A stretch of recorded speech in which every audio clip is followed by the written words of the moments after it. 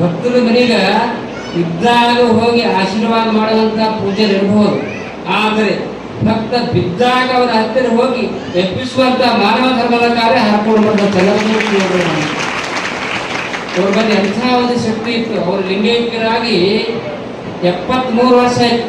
ಆದ್ರೂ ಕೂಡ ಅವರ ನಾಮಸ್ಮರಣೆಯಿಂದ ಯಾಕೆ ಮಾಡ್ತಾ ಇದ್ದಾರೆ ಅಂದ್ರೆ, ಬಹಳ ಜನ ಸ್ವಾಮೀಜಿಯವರು ಇರ್ಬೋದು, ಅಂದ್ರೆ ಹರಪುರ ಮುತ್ತವ್ರ ಪದ್ಧತಿ ಆಗಿತ್ತಂದ್ರ, ನಮ್ಮ ಕೊಯ್ನೂರದಲ್ಲಿ ಭೀಮರಾವ್ ಪಾಟೀಲ್ ಅಂತ ಒಬ್ಬ ಭಕ್ತ ಇತ್ತು.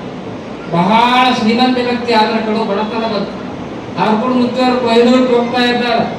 ನೇರವಾಗಿ ಶ್ರೀಮಂತರ ಮನೆಗೆ ಹೋಗಿಲ್ಲ. ಬಹಳ ಭಕ್ತ ಕಷ್ಟದಾಗ ನಾ ಭೀಮರಾಯಗೌಡ ಅಂತ ಹೇಳ್ಕೊಂಡು ಅವ್ರ ಮನೆಗೆ ಹೋಗ್ತಾರ.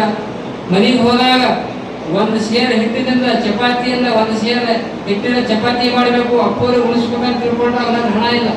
ಅಂತಹ ಸಂದರ್ಭದಲ್ಲಿ ಚಂದ್ರಬಸವ ಸ್ವಾಮಿಗಳು ಸ್ವತಃ ತಮ್ಮ ಜೇಬಿನಿಂದ ಕಾಣಿಕೆಯನ್ನು ಹಣವನ್ನು ತೆಗೆದುಕೊಂಡು ಎಲ್ಲ ಕಿರಾಣಿ ತರಿಸಿ ಆತರ ಮನೆಯಾಗಿಲ್ಲ ಪಾಯ್ದ ನಿಂದಲ್ಲ ಇದು ನಂದೇ ನಿಂದ ತಿಳ್ಕೊ, ನನ್ನ ಬಲ್ಲಿ ಇದ್ದಿದ್ದೆಲ್ಲ ನಿಂದೇ ಅಂತ ತಿಳ್ಕೊಂಡು ಎಲ್ಲ ಕಿರಾಣಿ ತರಿಸಿ ಅವರ ಮನ್ಯಾಗ 3 ತಾಸು ಪೂಜೆ ಮಾಡಿ ಇವರೇ ಹಣ ಕೊಟ್ಟು ಅವರಿಗೆ 101 ರೂಪಾಯಿ ಆಶೀರ್ವಾದ ಮಾಡಿ ಬಂದಂತ ಪೂಜೆ